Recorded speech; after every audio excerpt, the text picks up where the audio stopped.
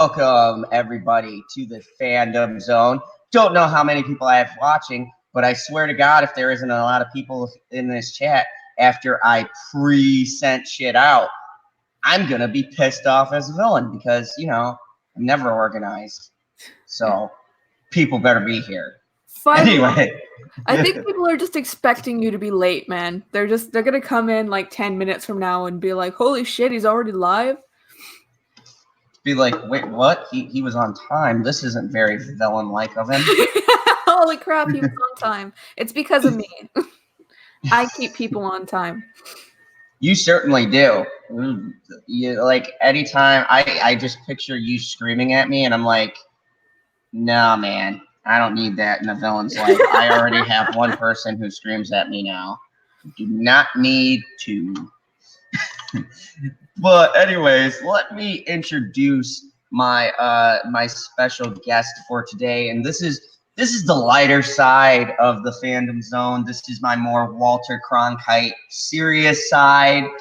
But I want to introduce to you guys someone who I've wanted to interview and who I consider a good friend, going back to the pre-Zod and knows me very well. Welcome, Miss Sarcastic Nerd. Tell people about your channel, where they can find you. Hey guys, I'm Miss Sarcastic Nerd, but you can call me Miss because it's shorter and easier to say. I have a YouTube channel if you want to check it out. And I also have a Twitter at Ms. Sarcastic Nerd if you want to follow me there. Right now I'm doing spooky content for Spooktober. Ooh, Spooktober.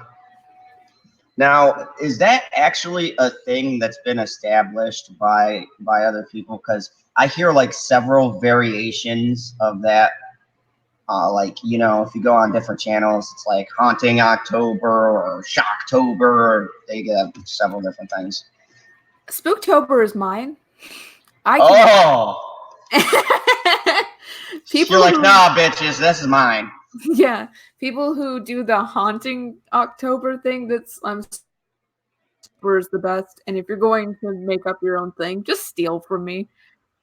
Just steal. It's fine. It's Spooktober. Yeah. It's the official thing. I say so. All right. So, if anyone gets a chance, hashtag Spooktober. Hashtag Spooktober, guys. We are approaching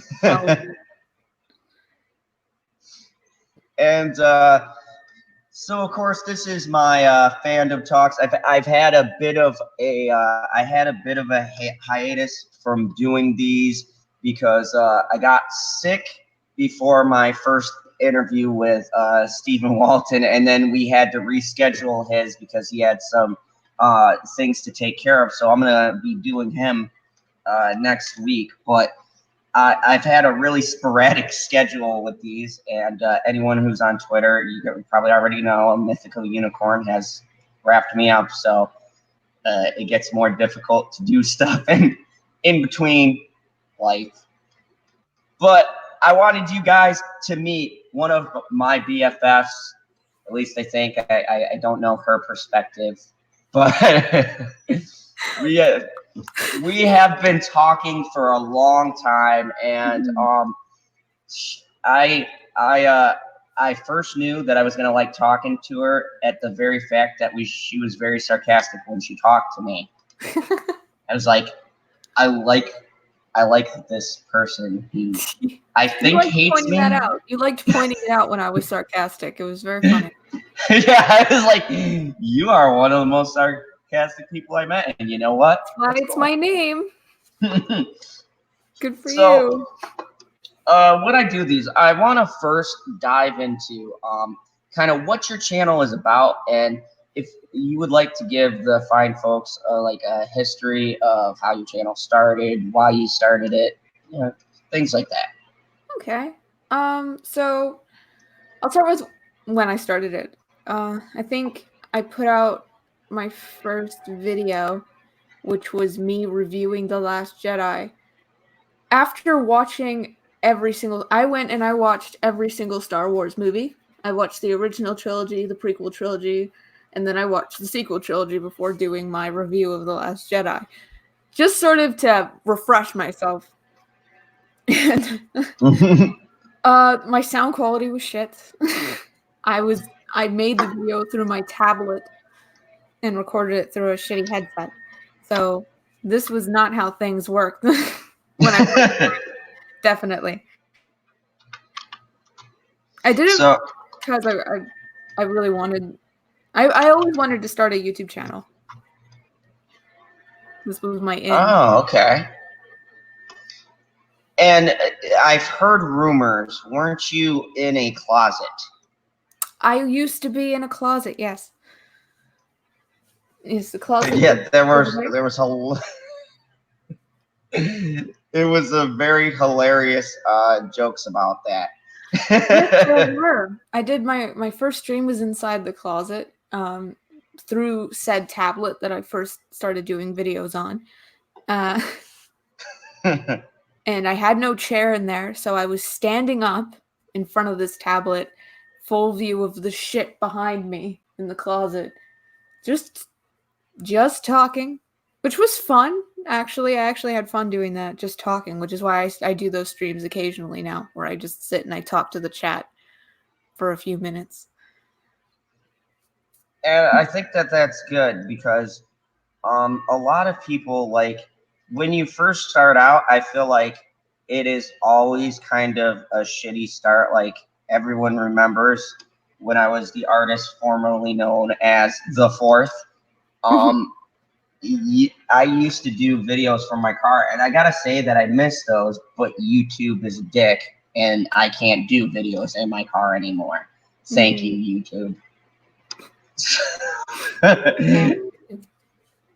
But I think that you know, that there's a statement to be said that if you have something to say, it shouldn't matter the place that you're at. You know, if you're passionate about what you have to say and you just have to let things go off your chest, you know, you could be standing in a fucking supermarket. Yeah. That's well, I did it because Jessie Milestone was on a stream and she was talking and people were asking about starting their own channels and she was like, just do it. You know, eventually you'll build up and have better equipment, but you won't get anywhere if you just wait for things to be perfect as they are. You know, you have a camera, you have a voice, use your voice, make a video, put it on YouTube. exactly, and I think that a lot of us mirror those kind of stories, and a lot of us have that one thing. Now, everyone goes to Last Jedi's for their. Me, it was Fantastic Beasts 2 was where I started because that pissed me off as a Harry Potter fan. That thing was a abomination to the series. I didn't watch it. I knew those movies were going to be bad. I just knew it.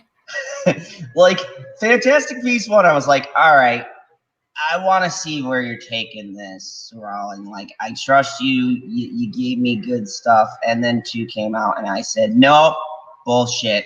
We're done.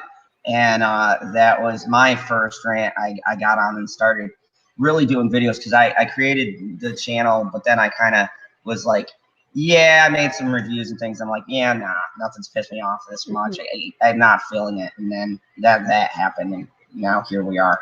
But you know, so you know, you ranting about Last Jedi, that is like so many stories. I actually like, I feel kind of like on the outside because I'm like, oh, I wish I had a Last Jedi rant. I didn't like it. So now that we're on the subject, and you know, I gotta at least piss you off once here when I get you on my channel. What was it about the masterpiece created by Ryan Johnson you didn't quite like? How did I not like? Like the most? Like the most. Everyone has that certain scene or part. For me, it's a lightsaber taking a trip over the fucking cliff where I was like, oh, I'm not gonna like this. I think if you had asked me a few months ago, not even a few months ago, if you had asked me sort of towards the beginning of all this, I probably would have said the space battle pissed me right off. People's inability to understand how space works just upsets me completely, especially J.J. Abrams. But I think Finn's character actually pisses me off the most because when I analyzed his character a bit more and the story a bit more, his character had so much potential to be this sort of badass character, and they did nothing with him. You know, I actually, I've said this in my argument. Okay, Force Awakens, I still stand by. I I don't mind it. I guess I kind of take a Chris stance with Force Awakens. Like everyone sees it as, oh, now that we've had Last Jedi, Force Awakens is trash. I still like it as a movie. I still think that it's more coherent story wise because That's the thing with J.J. Abrams though. J.J. Abrams can take like those Star Trek movies. People who really like the Star Trek movies are people who aren't Star Trek fans. And that's I, very, very much how J.J. Abrams works. He fucks with things so that it's ruined for huge hardcore fans, but casual moviegoers or people who aren't into Star Trek, it's good as a movie. It's not good as that specific franchise's movie. That's what J.J. Abrams does. That's the J.J. Abrams touch. but you can give J.J. Abrams one thing of credit in the fact that he may have, we'll say, fucked with certain aspects, but I wouldn't say he made something world breaking. I say that crown always goes to Rian Johnson. Like I've never seen someone fuck something so spectacularly. Like I said no after Rian Johnson came out with that. I said I understand the hate between J.J. Abrams. I've even caught it from you a couple of times. You know, I'm a fan of J.J. You would probably stab him repeatedly. Um, but I will say that I like to look at things from this film aspect and story writing because when I was younger, I wrote stories. So if I can look at it from the basis of writing and I can see where the flow and the beats are, and there's a beginning, middle, end, you know, and rising climax, a fall, a conclusion, I consider that a good story. Now it's not to say you're not telling a good story and executing it poorly. Those are two different things, but I can see where the flow is. Rian Johnson broke story, flow, and a ton of shit, and then said, hey, but look, it's flashy. Star Wars. Kind of like, and it's like, yeah, it's pretty, Ryan, but that's all it's got going for it. You broke a whole universe. Is a moron masquerading as a film genius, and that bothers me. People love him. People love what he does with films, and I do not. I think he's a complete moron, and I think he just ties scenes together with glue and doesn't really know how to connect them very well. Sure, there's a beginning and a middle and an end, but there isn't. Those scenes that he puts together are just choppy. They're very choppy, and they're just made to look really good without you actually thinking about what you're looking at. He Yeah, makes films. He's a good illusionist. And before we continue, I just wanted to address the chat really quick and say hi to everyone. So, hi, Miss Sarcastic Nerd. I will find out who you are, but I have a feeling I already know. Ryan Kennel, if you're still here from RK Outpost, hey, buddy, I did a great interview with him. Definitely go check it out. #1 source for EU. Whilst I'm good, he's better. Geeky Candy, what's up? She actually graced us on the late night stream, so appreciate you being here. Butterfingers, always She's chilling. awesome. Oh Guys, yes. check out Geeky Candy. Check her out. She's just starting her channel and she needs subs. So yeah, go show her love, especially here in the fandom zone. If you don't, General Zod will find you. Butterfingers, my main man, what's up? It's always good to see you. GP, great to see you. Fatal J, what's up, Fatal J? Wookiee Lives Matter. And her, you're part of the bridge crew. So yeah, I mean, so the genesis for you was like a lot of people I hear Star Wars, and it's interesting because I'm going to get into a surprise thing you didn't know I was going to talk about. 60 minutes moment. No. um, there's a thing that goes around about the Phantom Menace, and then I guess we're considered the Fandom Collective.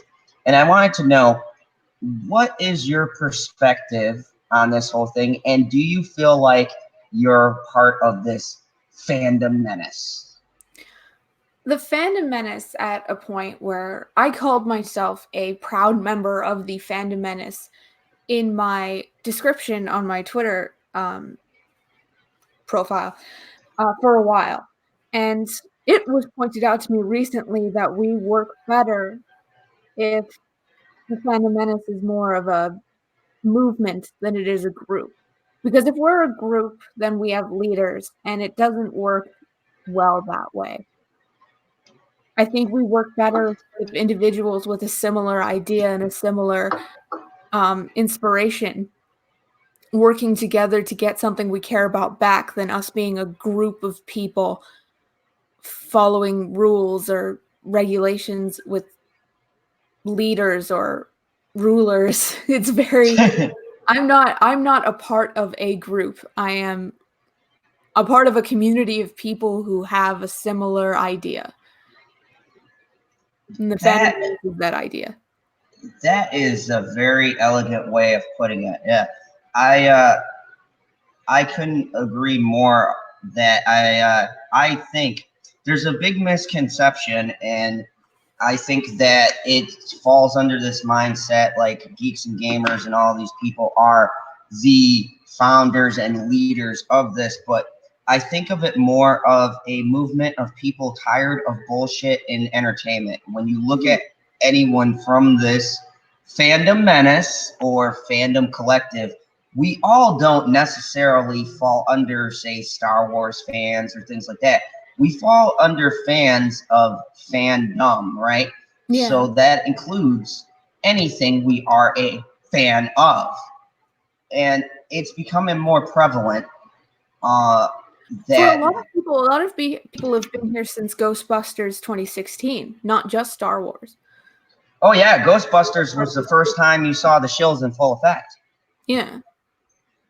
So then you would say that the misconception that this is a group with some kind of like leader is just total bullshit. Mm-hmm. Because uh, I agree. I like the way you put it. This is a movement for people who don't like the And we fact that. disagree with each other. We disagree. You and me disagree about J.J. Abrams completely. Oh yeah, 100%. I say I love them lens flares. And you're like, I would stab him in his sleep. Yep.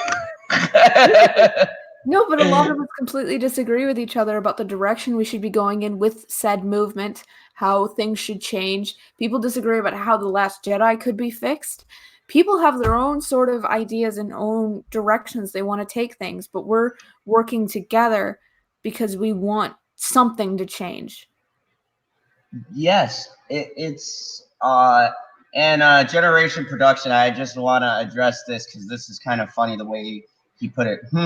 It seems like the Phantom Menace is going to fall apart if there's no leader or coordinator, and that shows since everyone's streaming on top of each other. Just saying, and uh, I understand. I think of it as sort of a V for Vendetta thing. That didn't fall apart. Yes, you could say in that movie or in the comic, the leader was V, right? He started the chain of events, but the movement was the people. They were non-specifically following so much a person as an ideal. And I think that you don't need a leader. You need to, in order for a movement to work, you need to be united under a strong ideal, which is Hollywood needs to stop fucking shit up. And I Yeah. think that universally translates. What do you think? And as for people streaming on top of each other, there are so many of us.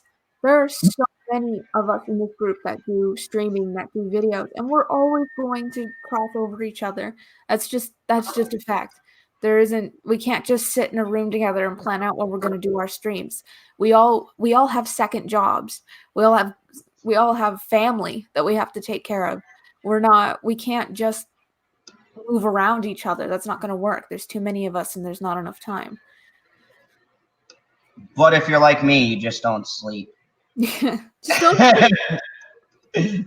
So, I mean, and yeah, I've heard that before, and I'm glad that GP brought it up. But here's the thing. I think that the thing that makes it interesting with all of us who stream together, I think that we could all stream together, and you couldn't really consider it really overlapping, because say Second Street Marvel, for example, and I'm using him because I love his stuff, right? But he talks about comic books, right, and source material and things like that. Not everyone who's in our group would like things like that. Me personally, I find it fascinating because I read comic books and I'm a fan of source material, but PB doesn't like source material. So, I mean, he probably wouldn't be interested in checking that out. Just like someone else might stream is not my thing, but they're still part of the group. It doesn't mean I'm going to be tuning into that. I'm going to be watching the person that I normally watch. So I think that there's tons of YouTubers, and there's plenty of room for you to go in. You just got to find your niche. Welcome, Thomas Gilkey. I'm saying welcome now, because I know you're going to berate me if I don't. Hi, Thomas. We love you. Good and to Tommy. see you. Hi, Tommy. He said hello to me earlier. Oh yeah, Tommy. I think I gave him a shout out. If I didn't, hey Tommy, good to see you, buddy. I saw you in Lethal's stream. But I mean, yeah, like I think because of time zones and things like that. Look, the way YouTube works, there's so many people. You're always going to cross into someone, even people that have no relation to the group. I think it's just you do your own thing. There's rewatch. People will eventually see you. We need to all support each other as best as we can. Like when I went on a stream yesterday, Mecha started going on a stream, and when I noticed that, I was like, "Oh, Mecha streaming, guys! Make sure you check out Mecha." It's not necessary to get so worked up about wanting people to view your stream. People can come back and watch it. It's not a huge deal. Have fun. This is as much as it is work. You should have fun doing it. And don't stress about such things. Thank you, Thomas. It's one of those things where like I don't get upset if someone say does a late stream, because I know, and I'm not just being arrogant here. Yes, I am. I'm General Zod. But no one streams as long as I do. I can guarantee that at a late night. So I will outpace anyone who's going, and then people are more than welcome to jump into my stream after they finish their favorite person. Because I mean, at minimum with a late night stream, I go at least 3 hours, if not sometimes 4, depending on what I'm talking about. So, yeah, I totally agree with you, Miss. I think it's more of you just got to do your own thing, and people will jump in, they'll jump out to say hey. We have someone new here, and I have no clue how to say that. Let's call him Nav. Nav. What's up, Nav? Good to see you. Actually, no, you were in my late night stream. It is good to see you. And what's the fandom? Fandom for me. Okay, so here's how this goes, because everyone has been asking me, what's the fandom zone? The fandom zone is a play off the Phantom Zone, but seeing as to if I get monetized, I can't like rip off stuff. I don't even know how the General Zod thing's gonna work. We'll see when I get there. I might just go Gen Z or something like that. But I didn't want to take Phantom Zone, so I said, hey, Fandom Menace, Fandom Collective, Fandom Zone.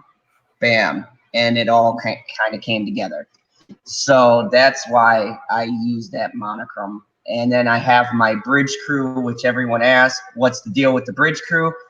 Those are the people closely connected to the late night talks, and they're my lieutenants and commanders. Like PB is the commander of the fandom zone and the person who keeps me in line so I don't get wacky and off track like I just did. So, so this, you started with the Last Jedi, and then you've continued on, and I've heard you rant on a lot of things. Do you feel like that you keep going because of the state that entertainment is in and how it seems to be declining more and more? I feel like I keep going because I love movies, I love films, and I love talking about it. And the state that Hollywood is in, it's always been in a state. Hollywood is a disgusting cesspool. I hate Hollywood. And I want to support independent filmmakers. I want to support people who want to create things outside of Hollywood because I hate Hollywood. I think they're all just money grubbing fiends. I hate them. I hate them. they they don't care about entertainment. They don't care about stories. I have a passion for stories. Stories have been a part of the human race since the very beginning. People have been telling stories for a long, long time, and they're sacred, and I think they're important. And it's important to make sure that when you're telling a story, it's something you're passionate about and something important, and it's not just a cash grab. Stories are important to our society, and I hate people just accepting what Hollywood decides to give out. There are people out there who can't get into Hollywood who have amazing stories that need to be told, and I really want to support that. Yes, I knew person here. I knew he was gonna say that. And don't forget to watch our watch more anime stream on Sunday. That was just the greatest segue ever. Yeah, I agree. My viewing or my thing for doing this. I remember, yes, the fond old days. I was there when Rotten Tomato broke that fateful day before Captain Marvel, and we all turned on our phones or computers or tablets, and we were like, "What the fuck? They just erased everything." Oh God, YouTube was like on fire after that day, and that's when we realized. That's when we realized how deep the bullshit ran. Because I mean, even some of us here who do like movie reviews and things like that, we would go by Rotten Tomatoes, even the critics score, right? Because if you're reviewing movies, you take into account the critics and the audience. And it became apparently clear what was happening with the way Hollywood was going when the critics have become so obviously biased. And it was the reason why I started the shilling too, is because I wanted to expose the shills. And you know, uh, you bring up a good point. Hollywood is getting more and more a disgusting cesspool of backstabbing fake fucks who basically contradict their own things. Like, oh, I know. I just had to ask you the Freddie Prinze Jr. thing. What do you think about that? I know nothing of the Freddie Prinze Jr. thing. I've been avoiding it. You've been avoiding it? Yeah. Have you seen it? No, I haven't. I haven't seen it. I did not watch anyone's videos on it. I did not want to know what happened with Freddie Prinze Jr. I don't care about Freddie Prinze Jr. Oh, okay. Because, I mean, as far as Star Wars goes, I've come to the realization he knows nothing about it. What did he do? Just tell me. Okay, so Freddie Prinze Jr. did an interview, I guess, with Collider, and he goes off at fans who are upset. He mentions that people are pissed because they gave the Millennium Falcon to Rey, and she's a female. He says he's got some great knowledge because he worked with Dave Filoni on like 5 episodes of Rebels, basically, and that Filoni worked with George. So and then he made some outlandish things about the Force and stuff like that. And I was just like, what the fuck are you talking about, guy? Like, how do you even qualify? Okay, you did a short run for Rebels. You met with Dave Filoni, and now all of a sudden you think you know everything about Star Wars. And the best part is he goes on to say that Star Wars was made for kids. And it was like, wow, you clearly have not watched the movies, because even if you don't like the prequels, I watched the prequels and someone got their head chopped off. I mean, people got like hands cut off and eviscerated and thrown around stuff that's really was a kid's movie they made. Yeah. So I don't care. I don't care what Freddie Prinze Jr. has to say about anything. I dropped my mic.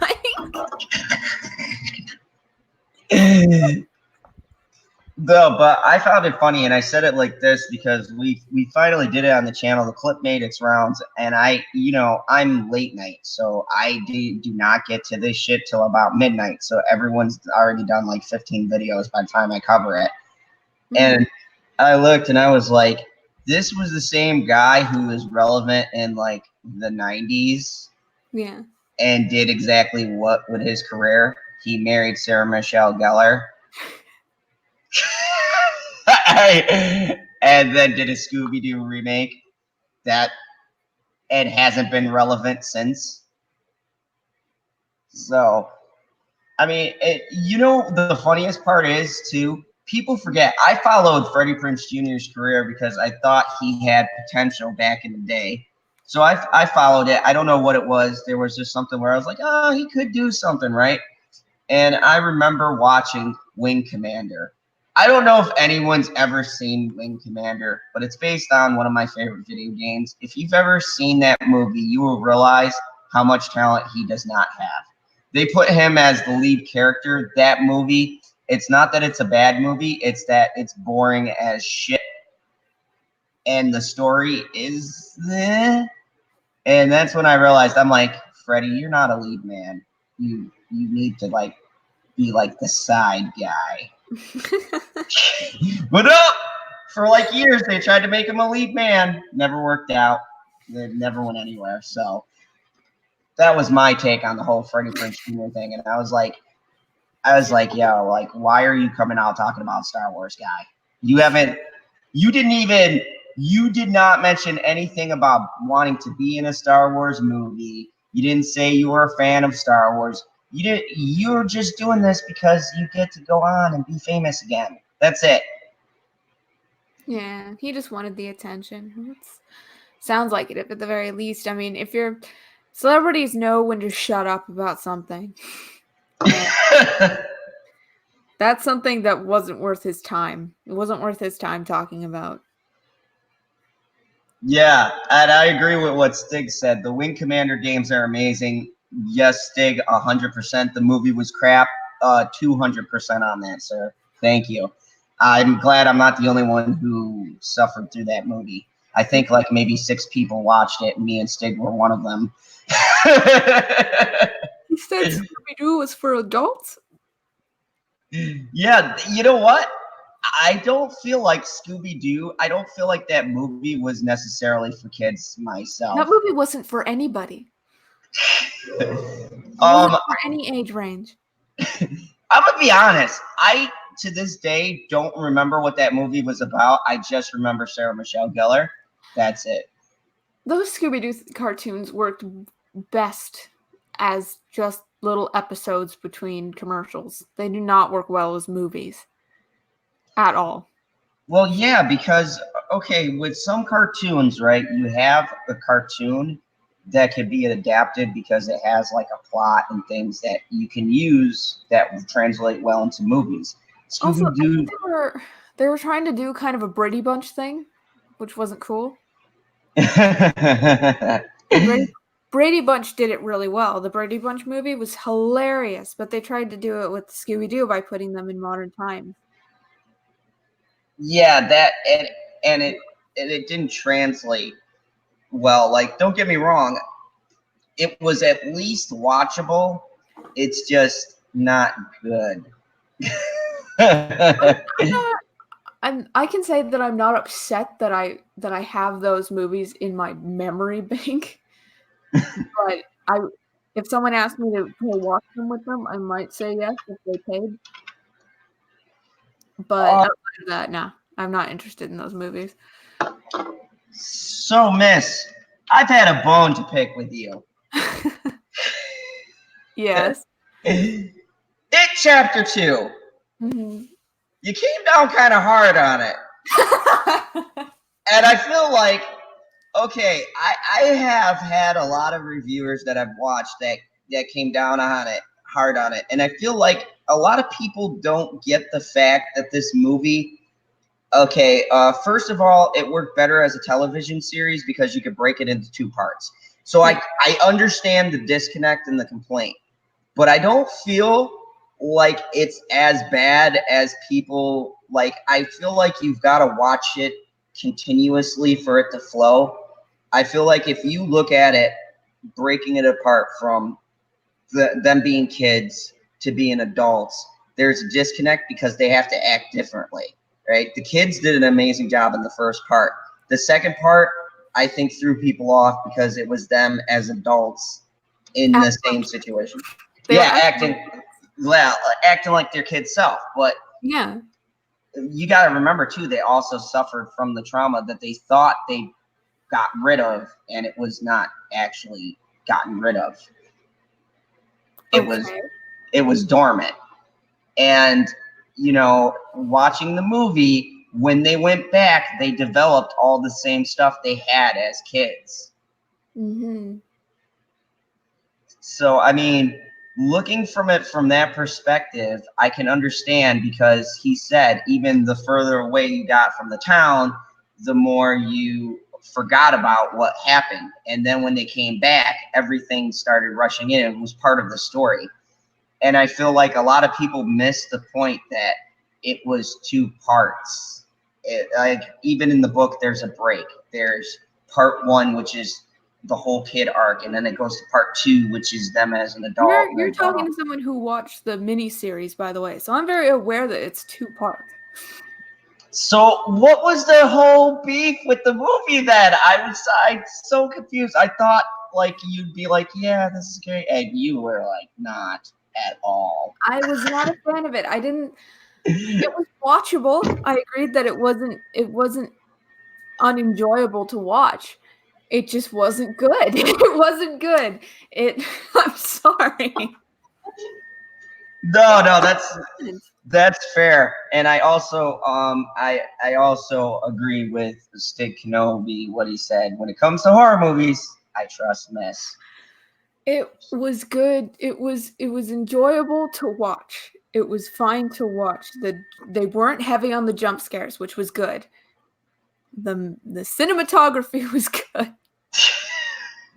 Oh no, you're good. Whenever someone says the cinematography, I get scared because I'm like, here it comes. But the movie, go ahead. I did not like the ending. I did not like the way the adults played their characters. I did not like the lack of side character interactions, like what's his name's wife. I suddenly can't remember the names of the characters. Audrey, Audrey was important to me at the very least. I wanted to see that interaction between him and Audrey, and she was just some bitch. Like, they didn't really have her in there as how important she was to him. Fucking what's his name with the knife? Why can't I remember the names of these characters? Oh, going by your review, I can think of why. You came in hot on that review. I was like, holy shit. I liked the first part. The first part was definitely like really, really good. But I had high expectations for this. And I guess that's a part of why I did not like it. It just wasn't good. I'm sorry. So playing off the opposite end here, and I'm gonna do something to you that I do to PV that he loves. I know he'll rewatch this and be like, "Motherfucker." Going by the source material, I'd say that this one, because I'm a huge fan of Stephen King. I've read every one of his books, and I'd say that this one, honestly, towards the end, was closer to his book than the even the television show was. That whole ending and the things they brought up, those were actually not in the original miniseries, and they were in the book. The problem is, and I think where it confuses people as to why they went into that direction, was that most people hadn't, I guess, read the book. So you don't have really good context. You're like, where the fuck is this coming from? And they didn't really do a good job explaining it. And I do agree with you. I don't know why they cut out Audrey, because that was also a very important part, not only in the miniseries, but in the book as well. That I didn't understand.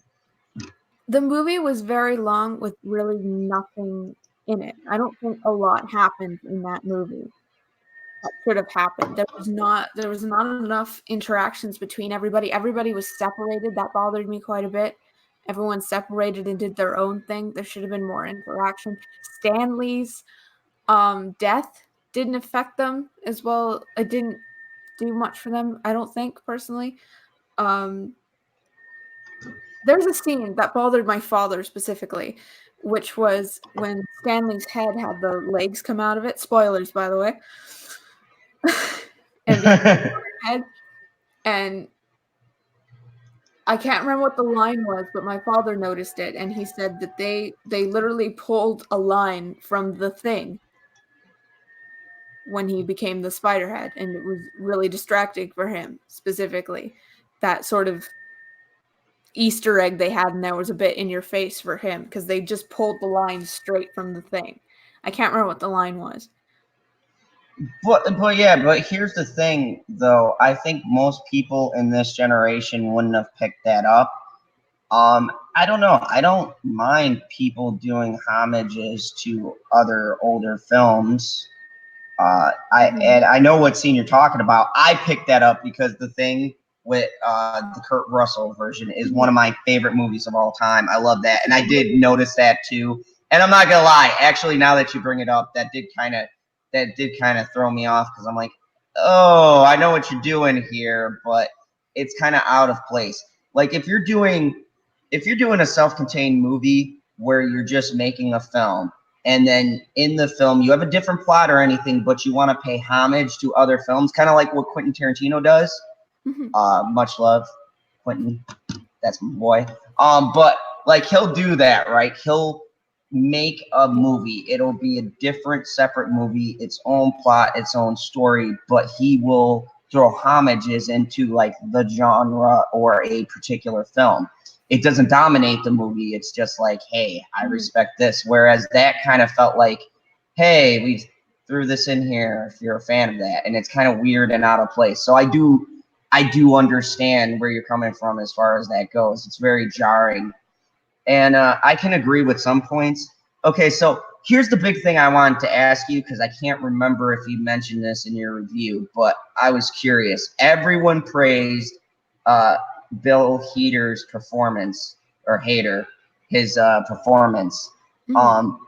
I personally, and maybe I'm taking an unpopular opinion, I think he was overhyped. I thought James McAvoy did an awesome job, and I'm like, why the fuck does no one ever praise him in any movie except for Split? It's like, hey, he was pretty good too, as the older character, pretty spot on as far as looks go. So who would you say most accurately nailed their character in that movie for you? Bill Skarsgård.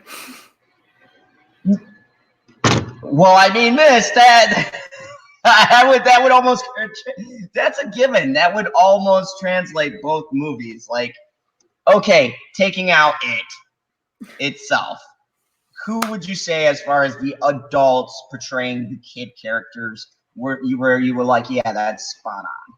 Mike. So So Mike, that's a pretty interesting choice. Yeah, I think they did a good job with Mike. I think better than in the miniseries. There's him being a little crazy made sense to me. He was Yeah, that was great. Miss, that's an interesting perspective because I've heard so many people give like the main people, and they're like, "Oh, this one," but that was Mike. That was a good, yeah, that was pretty good. They did what they did with Mike was actually really good. I can say that at the least. Mike's character was probably the most well acted, well developed in comparison to the others. I I think Bill and Georgie, the Georgie thing wasn't brought up enough, wasn't good enough motivation, and it should have translated over to Audrey, but it didn't, which annoyed me. Oh, and that kid dying, like whatever that kid got exploded. Not my problem anymore. Like, it's just not going to talk about how Pennywise ate a kid in front of Bill. So yeah, see, this is what I wanted to talk to you about. I like the perspective that you're taking because now you're making me think about this, and I'm gonna have to watch it again. And now, thank you. I'm probably gonna be pissed off, like. Now you're gonna not like the film anymore. I'll be like, you know what? I had a middle of the road kind of a thing here, and I still stick with my review. I like it for what it was. I like it for a continuation. I feel like my biggest problem for me was I feel like breaking it up into two parts hurt it.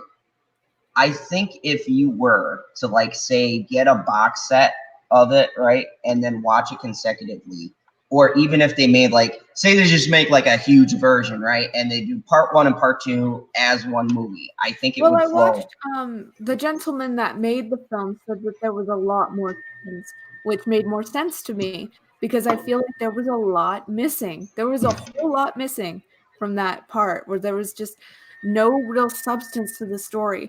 There was no depth to any of the characters except Mike. Mike was probably the most like well thought out character out of all of them. Which surprised me because when you watch, I will agree with one thing. You can see a disconnect to how great he did the first film to this one. And I feel like that there were more ideas and like it was supposed to have like a Lord of the Ring grandiose kind of epic thing going on, and it falls flat because he wasn't allotted more time to put in things that maybe would have made the story more fluid. Henry Bowers, what happened with him upset me. There was not enough interaction with Henry Bowers. There was not enough explanation for his connection to it. He just was there and he stabbed what's his name in the Eddie in the face, and then they just killed him. Then Bill just killed him. Not Bill. Which one killed him?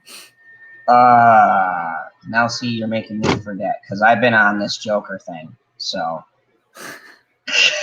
Bill Hader's character. Eddie, Mike, Stanley. No, not Stanley. No. Damn it! Why can't I remember his name? See, I think Miss, by saying Richie. this, Richie. There we go. And I think by you saying this, you bring up great points. See, the worst thing for me is a film that's not memorable. And clearly, by the way we're tackling this, it's like, yeah, what was the character's name? When you watch a movie, you should not have that feeling like I can't remember. It's been such a long time since I talked about the film that it's lost to me. But I like how you watched my initial reaction, but you didn't watch the stream that I did where I basically went into depth more about the things that bothered me about the film. Yeah, sometimes in life. No, I'm gonna go back through and watch it. Maybe I didn't watch it because I was afraid, like right now, I'm gonna reevaluate the movie and go, well, fuck. It's not unenjoyable. I could probably watch it again and be entertained, but there's still those issues. When I walked out of the theater, I'm like, that was not good. And it's because it wasn't believable when I was watching it. Like when they killed that little girl with the little scar on her face, I laughed. I laughed when she died. It was funny. You're supposed to say, it was funny. She just got attacked. It was hilarious, that interaction. It wasn't scary. It was funny. And I don't Now, know if that's just the clown thing, but I think I was supposed to be a little more concerned for her, and I wasn't.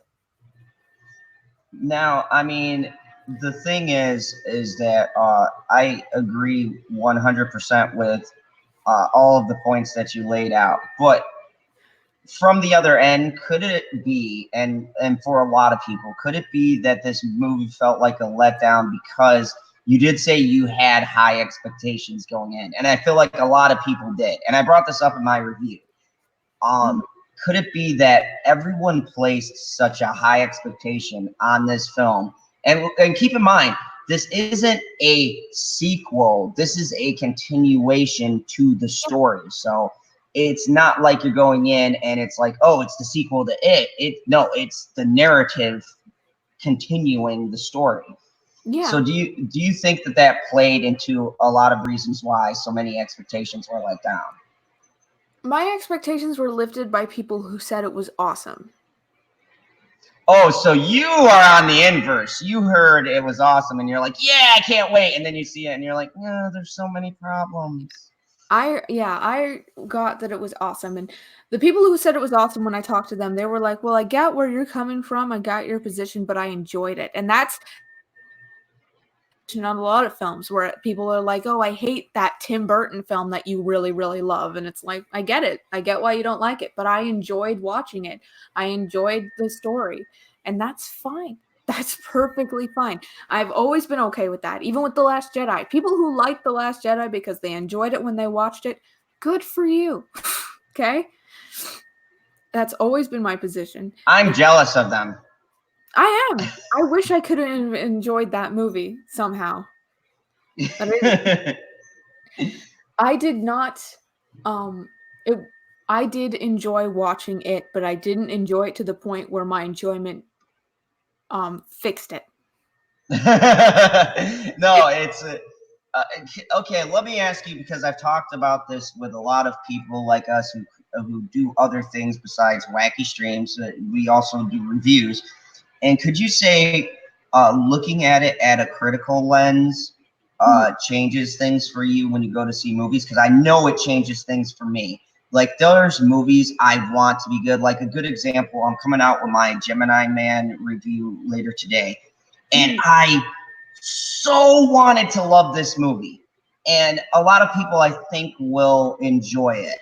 But I couldn't, because from a critiquing standpoint, it's just not a good film. Every time I go to the theater, I want to enjoy what I'm watching. I really wanted to enjoy it. And I think me and my father were talking about this. Like, have we become so critical that we can't enjoy films anymore? Is that what's happening to us? Because that me and my dad, like, every time we go out to a theater to watch a movie, on our way back, we just discuss the film at like heavy lengths about what was wrong with it, what we didn't like, and whether or not we liked it. But I don't know. I've been to movies where I'm like, I like that, like the new Chucky. I liked the new Chucky. Not a I lot. did too. Thank you. I did. I did like the new Chucky. It was funny, and it was funny for the right reasons. You know what? Thank goodness. And Perp's lurking here in the chat. Me and Perp, we actually did a discussion. And I believe maybe Terrence was on. Yeah, Terrence was on too. We did a discussion about this, and me and Perp felt like, okay, I have seen the original Chucky's, and I understand the complaints, but I feel like there's this bullshit elitist thing where they're like, you can't change Chucky because blah, blah, blah, blah, blah, blah, blah, blah. And it's like, people, it's 2019. That's how remakes should go, though, right? Yes. We're remaking. It should be a reimagining. All remakes Hello, are a reimagining of the story. Okay, he muted himself, but I'm going to keep talking. The new Child's Play can stand alongside the original Child's Play as two separate films that have nothing to do with each other. I really liked the new one and I liked the old one. They were both really interesting. I liked the direction they took in the new Child's Play, and that's one of the films that made me sort of like, okay, I'm not broken. I don't have this broken critical thing in my head that makes me nitpick every film that I watch. Because if I manage to like that, I can like something else. Why are you muted, Zod? Oh, sorry about that. My master of the dojo came in, so. Ah, Okay. you're talking. But no, and also too, you had very engaging points. So I don't like to interrupt whilst you're going on your great. Discussion, my man. It's not really a rant. No, actually, I've heard your rants, but yeah, I do agree, and also too, I think that the thing, the thing with doing movies and critiquing, I've found myself doing the same thing. Like I've wanted to really like a film, and then I talk it over with someone, or I go and I do a stream, and we break it down, and I'm like, oh my goodness, the more I talk about this, the more I realize this wasn't as good as I originally thought. And I think that's kind of like the same position you're coming from. Which makes me unhappy because I don't suck when I talk about the movie. People enjoying films is a good thing. But see, that's the problem with critics today, is that no one looks at everything from an objective lens anymore. I think that's the problems we have with critiquing in general, like shilling tomatoes and all of that, is that our problem is this is what movie critics and people like us who critique films were passionate about. I don't see anything with what you're saying wrong, Miss. I mean, yeah, it's a shame from a watching a movie from when you're a kid and you can just accept something to when you grow up. That part is a shame. But I think the real funny part is people like me and you who are not getting paid to give an honest opinion can come out and objectively talk about a movie and deconstruct it and go, okay, now that I've talked about it, I realize this actually isn't that good. Where people who are paid to do this professionally, and I'm doing air quotes, they can't do this. They just they see that Disney money or Warner Brothers or whoever they're shilling for that week, and they're like, oh yeah, this is the greatest movie ever made. And they know they're lying. Yeah. They know they're lying. And I think that's the why some of us do what we do, because there is no discussion anymore. I think there was a point though where even talking about a movie, whether you talked about it badly or not, you were still giving free advertisement for that film.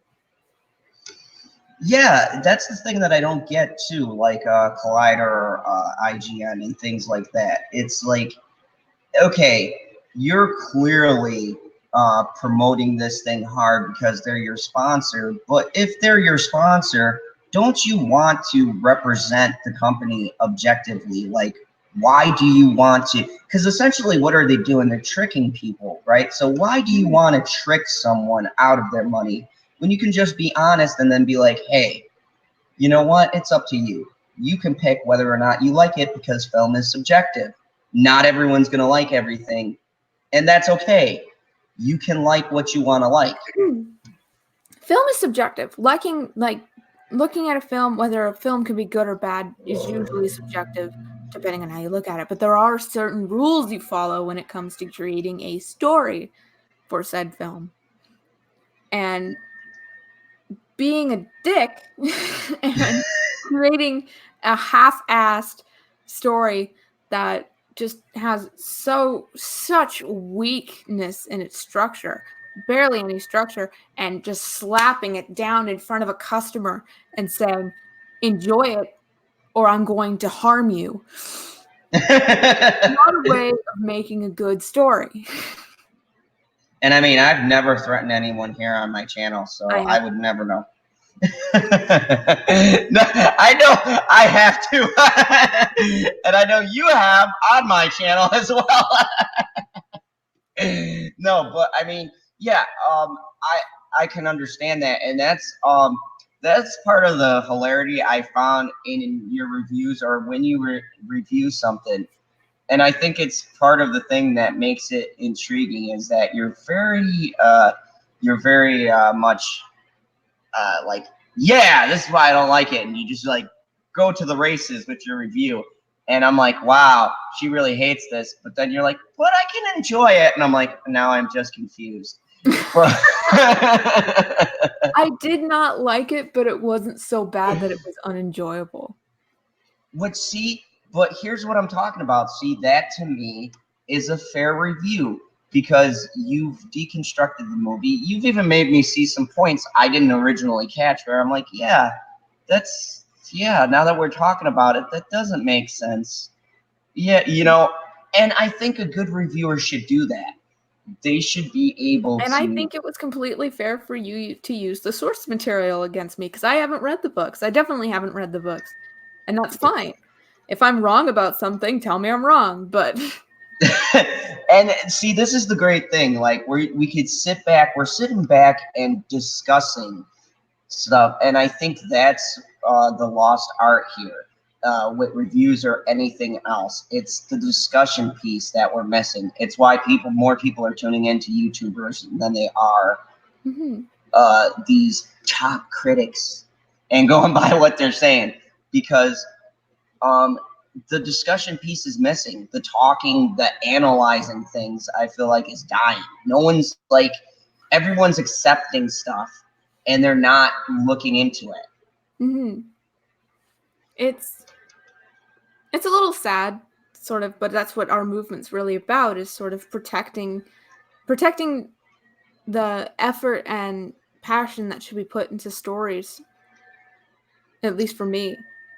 And just throwing shit together, like just they put effort into their CGI and their makeup and effects. They put effort into that, but they don't put effort into the story writing. They just kind of come up with a cool concept, make some scenes to go together, make up an ending, and then slap together a movie. And yeah, I agree with that. That it's like we have given up storytelling to just be like, ooh, shiny things. Now you like this movie, and it's like, no, I'm not an idiot. I hate being treated like you can blow stuff up, make something look really cool with CGI, and then go, oh yeah, this is our movie. You like it, right? And it's like, no. That's why most people love the Marvel movies, because they're pretty to look at. At least for me. I'm not interested in Marvel films because really all the effort really goes into their effects, and there's a lot of effort there. A lot of passion and love put into creating Iron Man's suit and making it look really cool when he flies places. But as for how the story is structured, I'm not that interested. And really quick, I did want to get to Generation Productions. He made some good questions here. He said, at General Zod's Phantom Zone and Miss Sarcastic Nerd, what is better, It books, It original movie, or It remake?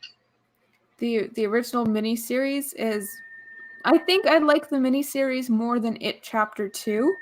I like the whole miniseries better than part 2 of It. But I like the first part better than the miniseries. Now, here's my thing. Being that I read the book, I like the book more than the miniseries and the movies, which is to be expected because books always better. That's like the Harry Potter's books versus the movies per se. But with that being said, I would say that in movie form, if I'm just looking at it from a movie perspective or a comparison, I stand by I like the remakes even better than the miniseries just because they're dated and you can really see the age of that miniseries. Now, that's not to say that I don't enjoy both and that I'll watch that TV miniseries every time it comes on. I mean, you had the late, great John Ritter in there, and, you had a lot of good stars at the time. So there was a lot of love and shit put into that. It's just, it doesn't hold up well for the test of time. Mm-hmm.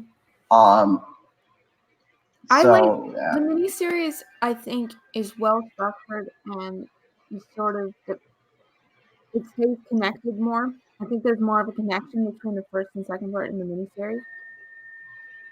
I can follow it better. Um, the characters are pretty. They have more depth and they have more. It's the acting that's sort of an issue when it comes to the miniseries. The lines, the way that they react to things is a bit strange. It doesn't make sense. But as for how their characters are developed, it's really very well done. Yeah, yeah, I agree. I agree. And Trey Courtney put, I still prefer the original Halloweens, but Rob Zombie made it his own. And Trey, I agree. I'm a huge fan of Rob Zombie, but I'm gonna say this: out of all of Rob Zombie's works, my favorite is the Firefly family series. It's House of a Thousand Corpses, The Devil's Rejects, and Three from Hell. I love those movies. I still am yet to put out my Three from Hell review because I'm going to do all three movies together as one giant review. But Halloween, my gripe, and probably my only gripe with Rob Zombie's version was, well, no, there were two of them. One was Michael Myers looked like a freaking linebacker and was way dependent on having this big, imposing kind of figure. And I think that took away from the mystique of what Michael Myers was. And I did not like the backstory. I do not think you should give a villain like that an origin. They should be mysterious. It worked for Jason because Jason's whole origin ties into why he kills people, which was he was thought to have drowned, aka the first, Friday the 13th, and then he kills people because someone killed his mother afterwards. But it originally started as his mother was the killer because her son drowned from the incompetence of the camp counselors. So, I mean, that backstory works. Michael Myers works because you don't know why he does what he did.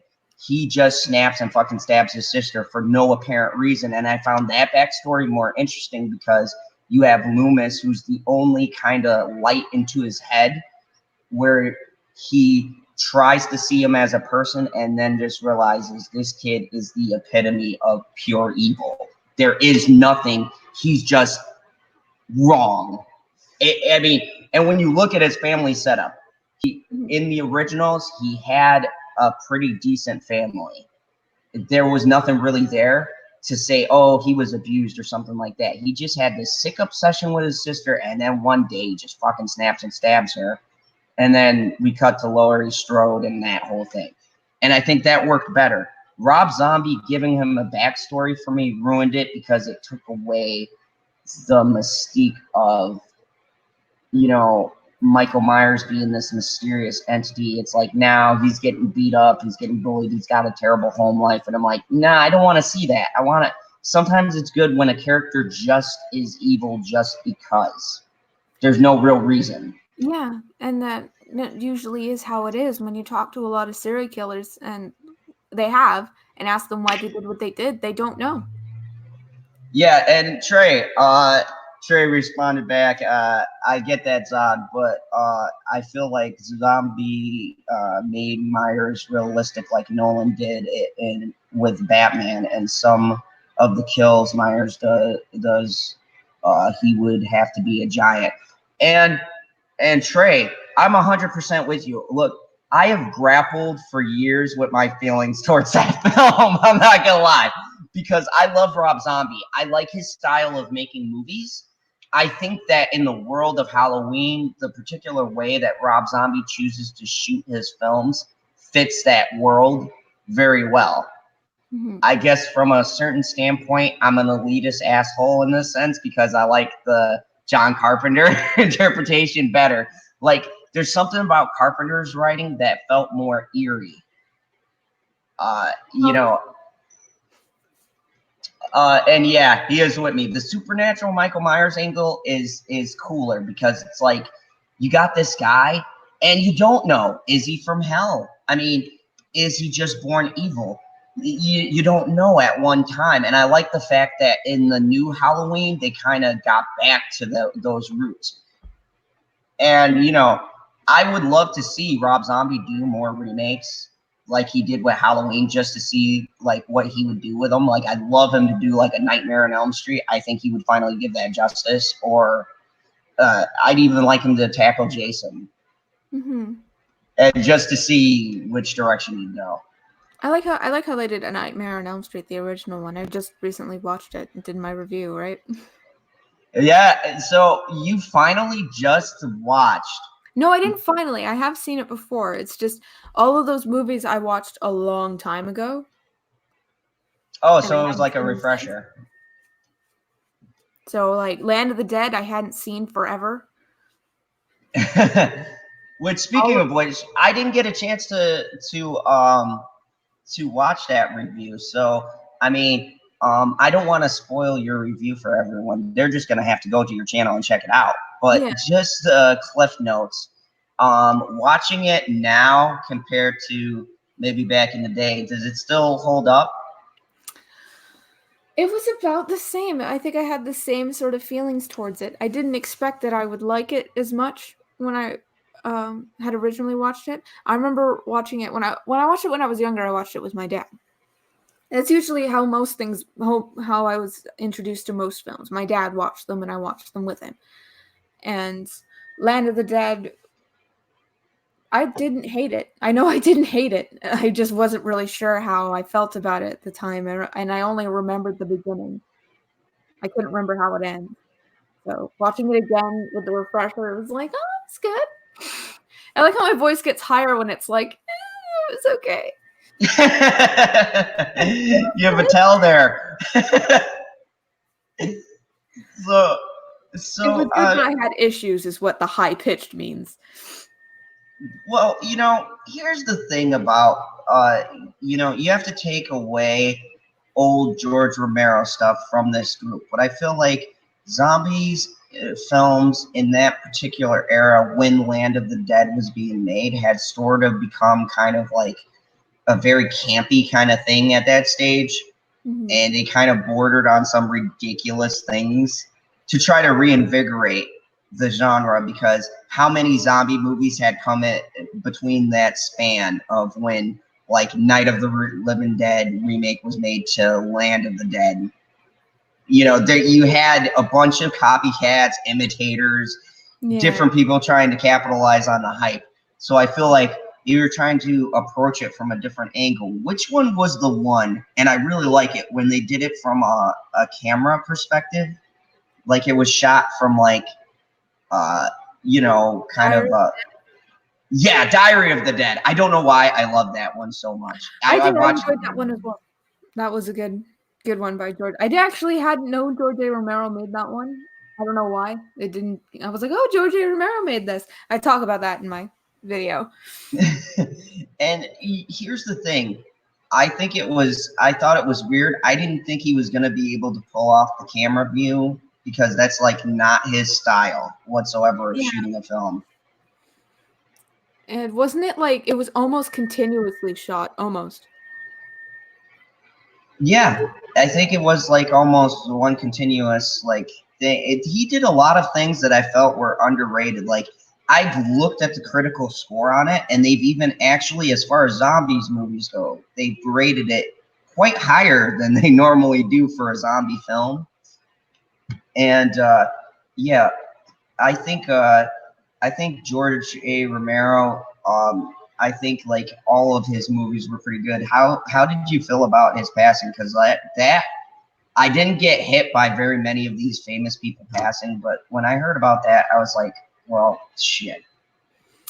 Yeah, when I saw a picture of him, I was like, oh, I would have liked to meet him. He seemed really cool, and I'm personally, when it comes to horror movies, zombies are definitely my favorite kind of type of subcategory of horror. Yeah. It was really interesting. And I think I talked in my review how I think my own sort of like I have my favorite zombie movie kind of already set, so me not liking it's probably a bit not that I didn't like it, that it wasn't as good, is sort of that hierarchy of films, that pedestal I have created for that one zombie film that I think's amazing. Yeah, that's I gotta be honest with you too. I have kind of for a while held that bar for anything zombie like I go, okay, Night of the Living Dead, that's pretty much the one in my mind that set the standard for anything zombie coming out. Like if you can even come close to that metric, then I respect you. And I know, like right now, the state that it's in, a lot of people are nay to it, but I'm a fan of The Walking Dead. I love Robert Kirkman, and I believe that he had a beat on something unique as far as the zombie. The comic books or the TV show? Oh, the comic books are totally, totally different. I can't even really compare them. But the TV show, I felt like the first couple of seasons did well. They dipped there, and then like I felt like now that they're getting back to the source, it's getting a little bit better because they're in the whole Whisperers arc, which is my favorite arc. I lost interest. And I heard some spoilers of what happened after the point that I lost interest that made me lose interest even more. Oh, so where'd you lose it at? I hated the constant moral dilemma that they kept having, where it was like whether it's right to kill people or not, whether they should kill people or not. I hated that. I thought that was damn annoying because they've killed so many people and they're in the life that they're in, the universe that they're in, that shouldn't be a dilemma right now. It shouldn't be a dilemma. Just put bullets in their damn heads. I mean, Jesus. I hated that sort of exposition of them deciding whether or not it's okay to kill people and them bouncing back and forth between that decision. It was completely annoying to me. And it just kept happening. I agree with you on that, but I would also say too that you need to have that moral dilemma, because if you don't, then they essentially fighting for humanity anymore? And I think that's the question of the show, Definitely because needed to happen, but it didn't need to continually happen for a long period of time. I mean, they had that dilemma, and I felt like they already crossed whether or not it was okay to kill people or not. I personally, when it comes to sort of that survival human thing that happens, it's all situational. And I think they would know that, whether or not it's okay to kill people and sort of being in certain situations that allow that or not. If the person's unarmed, they haven't done anything to you or aren't a threat to you, why kill them? Sure. But if they're part of an evil man's group that have done horrible, nasty ass things to people and want to take control and steal and beat people, put bullets in their heads. That's just my opinion. I hated seeing them having all those people in a row and them being like, well, let's just kill them. And then being like, no, we can't kill them. That's wrong. I'm like, well, Jesus Christ. Turning the TV off and hitting something. yeah, I agree. But I will still stand with my favorite. I'd have to say, and this is going to be controversial because Joker's the big thing right now. But I gotta say, my favorite villain in a comic book would have to be Negan. That is my boy. I got the fucking baseball bat. Yeah, like Negan is boss, and I think there was a problem that The Walking Dead had. Once Jeffrey Dean Morgan came onto that show, he fucking stole every line. He was anything the man speaks in that series is like gold. Like I said to myself, I said, okay, when they said Walking Dead is gonna cast Negan, first of all, I remember what I was doing, and I was cooking and I threw a spoon up in the air, and my mom was mad. It was spaghetti night. That was not a good choice, but we were both excited. That's been like our thing. I actually got her into it, and when I said, okay, what are they going to do to bring Negan to life. And they announced Jeffrey Dean Morgan. And I remember him from Supernatural. I've seen him in other movies. I'm like, could work, but I got to see and he plays it. And that he is an amazing actor. Someone asked me, like, do you have a celebrity crush? And I was like, Jeffrey Dean Morgan. He's awesome. Like when he comes out and he says his whole spiel when like he was first introduced and he was talking about, are you pissing your pants yet?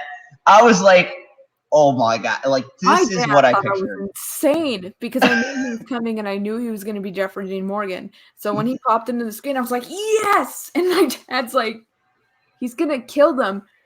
Yeah! Yes! I didn't want Glenn to die, though. I was a little upset that Glenn died. I read and I was like, well, they changed everything. They could go a different way, but I kind of expected it because I was like, Glenn is the only option here. But then they also did Abrams, and I was like, or Abraham. We were talking JJ. They did Abraham, and I was like, well, shit, okay, they're going a different route. And then Daryl did his freak out, and I go, well, it would kind of like bring down his character if he didn't kill someone else. And then he goes, well, I'm a man of my word. Let's continue. I was like, oh shit, 2 people in 1 episode? What is going on? I was mad at Daryl when he did that. Oh yeah. I was also mad that he didn't kill Eugene. I wanted Eugene to die. Yeah, Eugene, I pegged for so many seasons, but I read the comics and he became kind of like a favorite. I'm like, no, they're not taking Eugene out. He was one of the people I called as safe. Gabriel was another one that was sort of like, I hate him, and then it was like, actually, I kind of like him now. Gabriel is interesting because in the comic book run, he died way before like they even get to that. I think he died before the war with Negan. Mm-hmm. So but I like what Perp said about the Whisperers. I gotta say, I did a review on Walking Dead I hadn't done in a while because I did a couple of the older seasons. And I gotta say, this new season, like the Whisperers is like one of my favorite arcs in Walking Dead. And the person they have playing, or the people they have playing Alpha and Beta, once again, excellent casting. Like, this lady is just downright creepy and is like everything I pictured Alpha. And Beta is played by the guy from Sons of Anarchy who plays Opie. And he's a big dude. And like, when I saw he was casted, I'm like, yep, that works. Mm-hmm. And I gotta say, it's been years, but one of the best fight scenes I saw was last season. The fight scene between Daryl and Beta was by far one of the most action-packed scenes that show has had in years. Like, he stabbed dude, like pushed him down an elevator shaft and looked, and like Michael Myers, he's just gone. And I was like, holy shit, dude. Like, that is how I pictured that fight would go down. Like, I was like, oh, well, Daryl's done. Like, he's facing this tall dude by himself. And he's literally, like, just throwing him from one end of this abandoned building to another. Yeah. And now Negan's getting involved, so this should be a good season. I don't know. I don't think I'm interested enough to try watching it again. Maybe if the show ends, I'll, like, catch up with it and watch the ending, but I don't know. I'm not that interested. Same with Supernatural. Supernatural's another show that I'm like, when it ends, I'll watch it. Oh, I had this discussion with Matt, I think it was last night, and I said, for me, Supernatural died after I can never remember the season because now they got so many. I want to say like 7 when they did the whole arc with the devil actually coming and he possesses Sam. And he went to hell because of that. Yeah, I think the show pretty much ended after Sam went to hell and then came back. Yeah, like for me, he never came back. He just went to hell. I think that works best if he never came back. Yeah.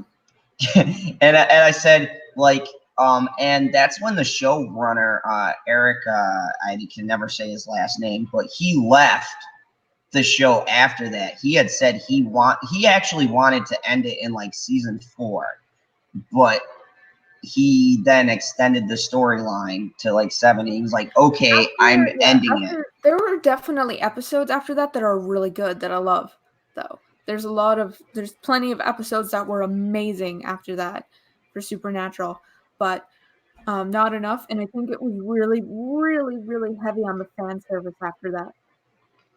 That's what I said too, and as people have made the argument, well, that's what the show is. I'm like, no, the show was originally storytelling, and you connected with the characters because of the story and the adventure that they went through.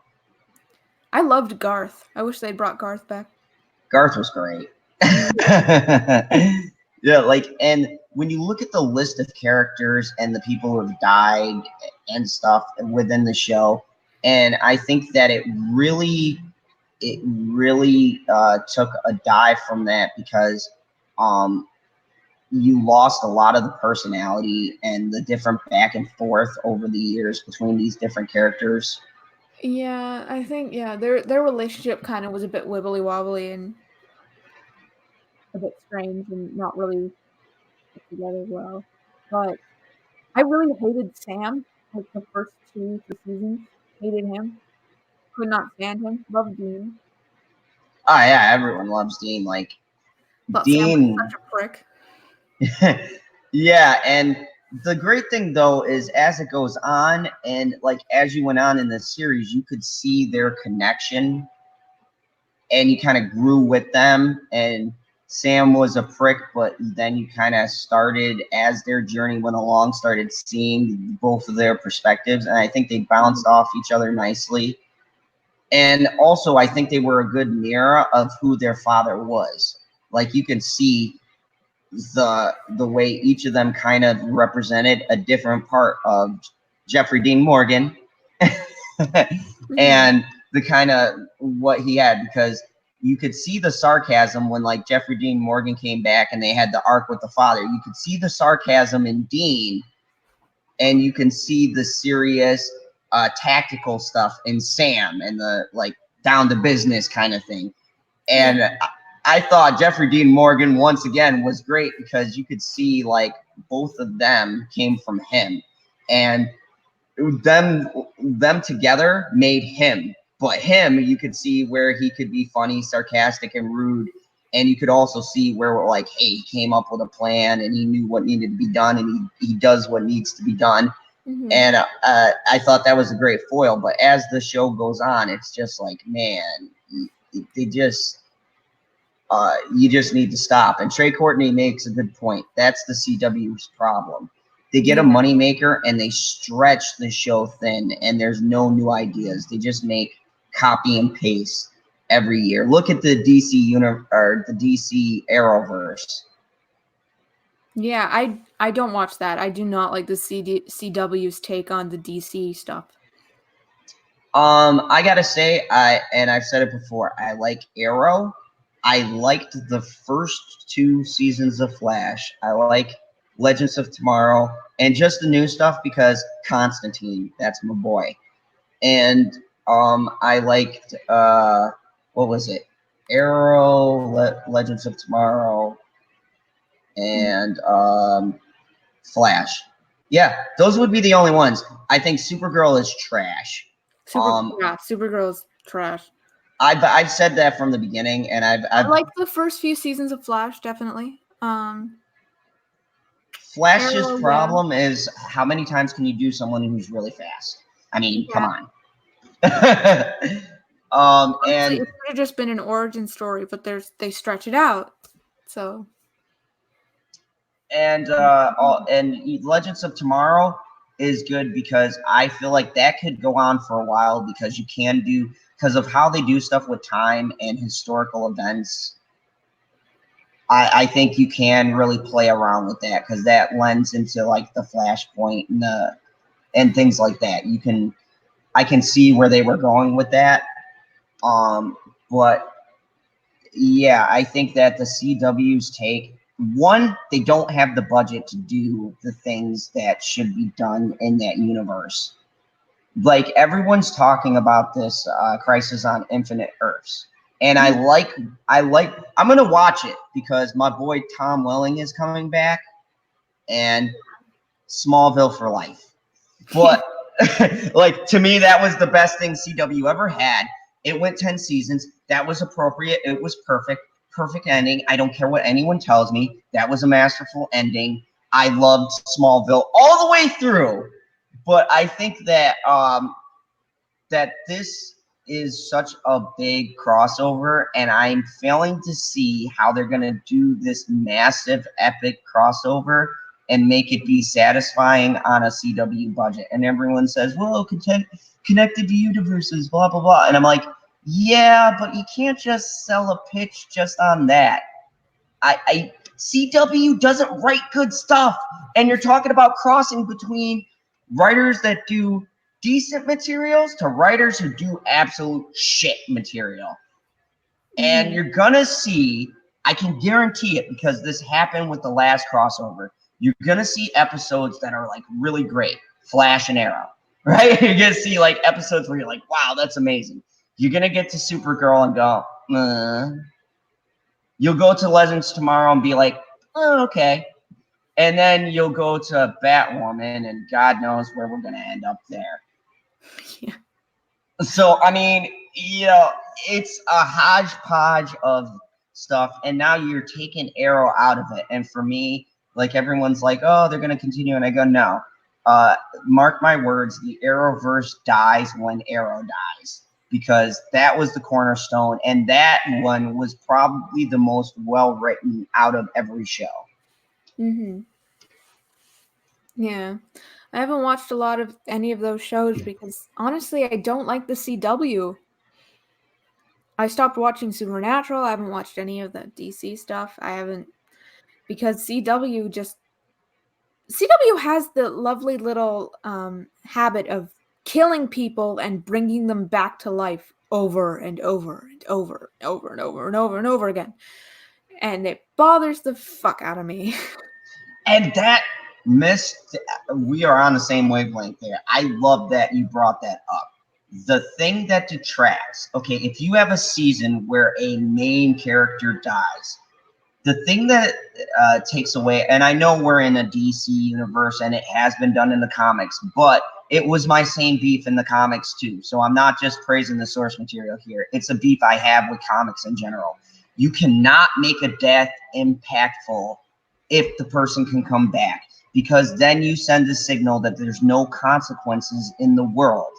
If someone dies, we can't take that death seriously, because you can be like, oh, well, you know, they're dead until they decide to do something with them 2 seasons later.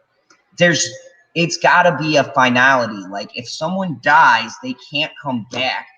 That's where you get the impact. Like, whether you like or hate Walking Dead, and people were pissy about Glenn's death, but he's dead, and that cemented that Negan was a badass. Well, I was going to say, when it comes to Glenn, they do this quite a bit, is they make you think that they've killed the character, and then the next episode, oh, we just fucked with your head, they're alive. What is the point of that? They did that with Glenn 2 times before they actually killed him. Yeah, that's a whole nother different thing. But yeah, but you could still say, though, after he died and you were like, yeah, he ain't coming back from there. Well, now he's dead, but like, it was dumb. It was dumb where they did the thing where it looked like he was being eaten, but there was just a body on top of him. And then another thing where you thought the one guy shot him, but he missed or something. Yeah. They kept doing that shit. And I think they did that with other characters where they'd make you think that they were dead, and then it'd be like, no, actually, they're not dead. And because I don't know if they know how to do anything else other than be like, maybe they're dead. They're not. And it's dumb. And I just want to bring up a point because Kurt brought this up, so I'm just going to throw up my banner and have a shill moment. Yeah, DC Universe, they're actually killing people over there. So if you want to see great quality, you can sign up for $7.49 at the DC Streaming Universe and get a month free, folks. And if you like it like General Zod does, just go for the premium 1-year package, and you can enjoy great content. DC Universe, where shit happens. All right. Okay. Sorry, that was my shameless plug. DC, if you see me, I will shill for you. Anyways, I mean, General Zod. People shouldn't be surprised, but no, and I think that's where I agree with what Trey Courtney and Perp are going back and forth with.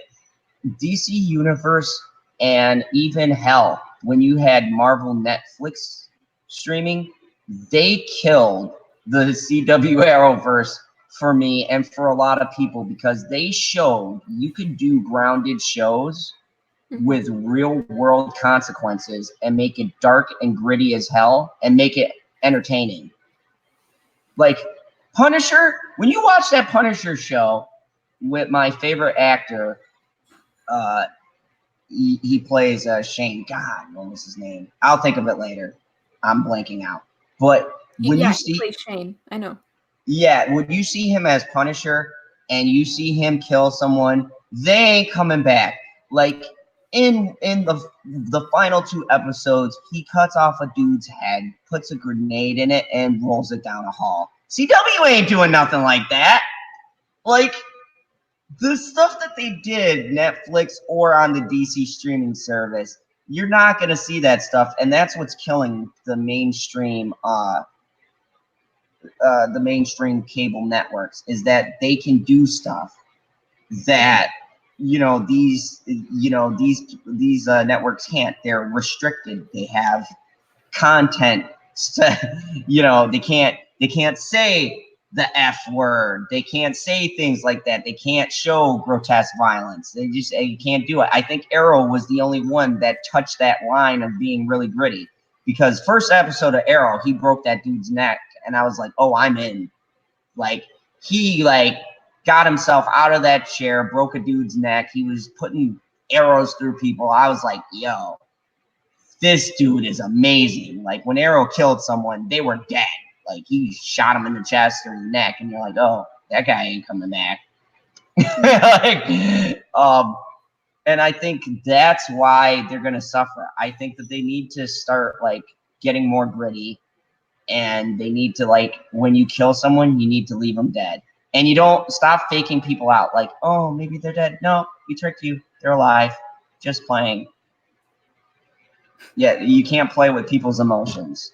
Yeah, don't do that. Not just, I don't know. Like in Supernatural, when their mom came back to life, that pissed me off. Like everything after that was just bittersweet. I hated it.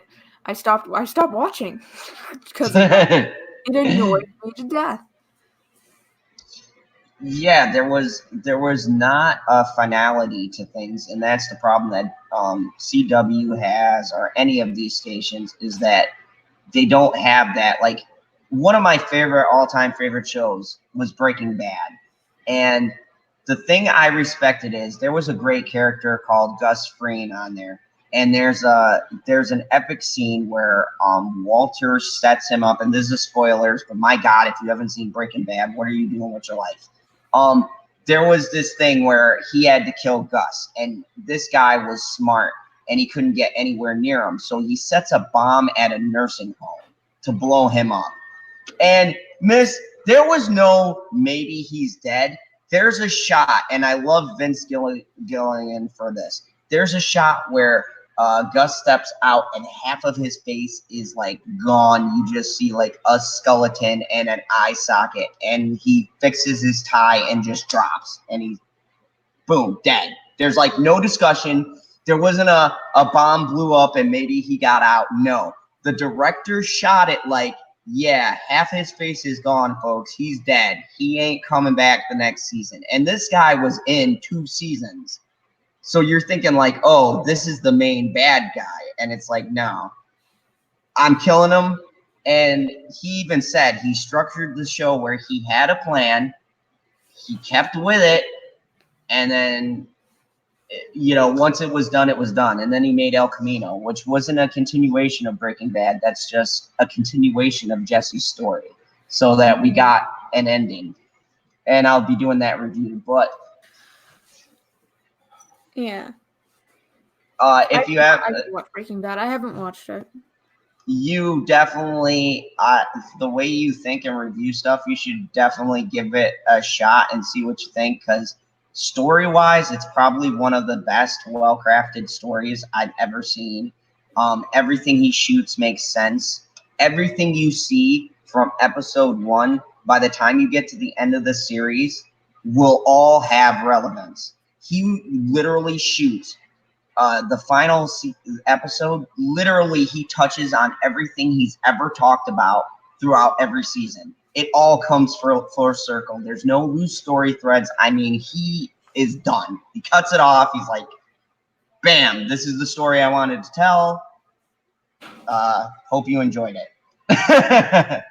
So, Perp Minded said super chat for me that you catch up with American Horror Story so we can talk about it. No, man, I gotta watch those last 2 episodes. I love how they say super chat, but they don't give you a fake amount of money. Yeah, some people do, some people don't. I can't wait till I can get snacks with that. I'm like LB. I want to just get ice cream. And Sidex, welcome. He's my a new subscriber. He said, "Super chat, how's it going?" He's just speaking of the devil. It's going good. Going good. Yeah, we're just here talking to Miss about different things, picking or critiquing mine. I'm gauging, seeing where she sees things at. So, yeah, typically I go to the hour range. We've entered an hour 41, so I think I've hit my quota. Yeah. But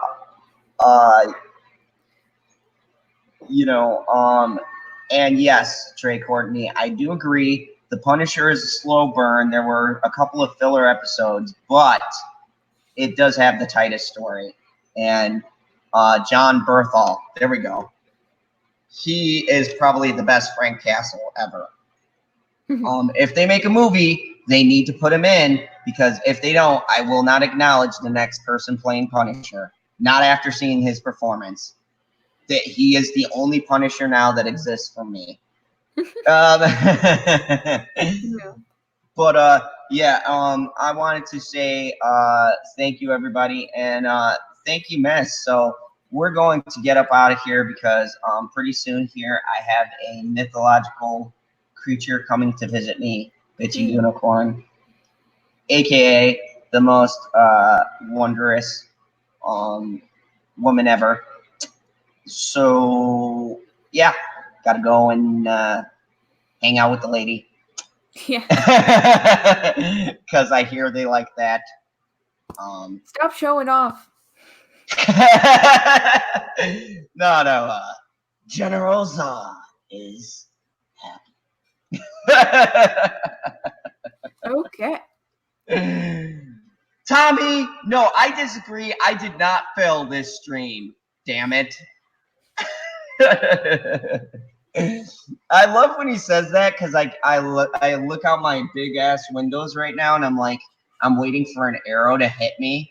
Like, oh, that's what he's talking about. Netflix Punisher was trash. Be careful what you wish for, man. Yeah, somewhere Tommy is sitting there with an arrow just waiting. Yeah. So don't mess with Tommy. But yeah, thank you everybody who's been in here. We've had a lot, some people dropping in and out. I appreciate all of you coming. And Miss, thank you so much for sitting down and letting this evil dictator have a great interview with you. I always appreciate our back and forth. Yeah. And I got to get you on a late night talks again so I can hear you rant, because it's I don't epic. know. I'm going to start working early morning shifts, so I don't know if I can be around for late night stuff anymore. I work early morning shifts too. Yeah, but I'm not you. Everyone said, they're like, when do you sleep? I'm like, I don't sleep. I lie and wait. I require sleep to survive. Coffee and energy drinks keep me sustain. Energy drinks make me go insane. Oh yeah, at a certain point, I just I get sort of jittery. But go ahead and plug your channel and let us know any new content you got coming out. So, guys, as I've said it in the beginning, I'm Miss Sarcastic Nerd, but y'all can call me Miss. You can find me on YouTube and on Twitter. I'm right now doing Spooktober stuff as of right now. So horror movie reviews are coming this week. And I try to do 2 a week. So hopefully one on Monday, one on Friday. But sometimes things come up and I have to do it on Tuesday morning or something. But I also have on Halloween, I'm going to be doing a really long watch party. We're going to be watching 3 horror movies. And I hopefully have my people for that set up. I just have to check with them a few more times this month, and hopefully they'll be there. Ooh, that sounds epic. Yeah. Cool, cool. I definitely look forward to that. I like how you gave virtually nothing away. Yep. And of course, this has been General Zod's Fandom Talks, and it was great having you on. I do have if Purpose in the chat, watch more anime coming up this Sunday, so show up there. He's gonna say I cannot confirm. Go there. You will stay there. You have seen both of the people who will be on that panel there, Fatal J and Perp. We're probably going to break down Bleach and why it is such a landmark anime, and we're going to go through the different arcs and why the creator has burnt out from making it. And there's Fatal. He said $10 super chat for Zod. Get Miss to watch Titans. It changed my life. You heard it first from Fatal J, Miss. You got to check out an episode of Attack on Titans. That's what I have to say to that. So anyways, if you like anime, come and check it out. Or if you don't, maybe we'll change your mind. And also we have, of course, Monday through Thursday. Technically, no. Monday through Friday, technically Saturday, because we going on at midnight. We have the late night talks with Zod and PB, where you get to see me and PB and our wacky shenanigans. It's supposed to be serious. It's not. And tell me, I was asked very nicely to come on here as a guest, and I wasn't going to be a dick. Oh no, don't get it wrong. I begged, I pleaded, there were tears. Yep. And then Miss broke and she said, fine, I'll do it. I mean, it was very grudgingly, so thank you. And also, don't forget too, on Mondays we have the Great Shilling, and this Monday we will be shilling Collider and that wonderful clip of Freddie Prinze Jr. And you know what we do on the shilling? We are going to be making them look more foolish than they already do. So I'm going to see if I can get that full Collider interview, and we're just going to rip them apart because that's what we do on the Great Shilling. So if you guys want to see us destroy some shills, that's what happens on Mondays late night, and then we'll just have some articles and some stuff on our other late night talks. And by the way, thank you everybody. If you didn't know, I've reached 100 episodes of the late night talks. I'm actually in like 102, 103 territory, so I appreciate everyone who stopped by for the 100th episode. We had some wackiness ensue as always, so thank you. And you know, I'm gonna end this as I always end it. Don't forget the only rule here in the fandom zone: not fake news. Damn it!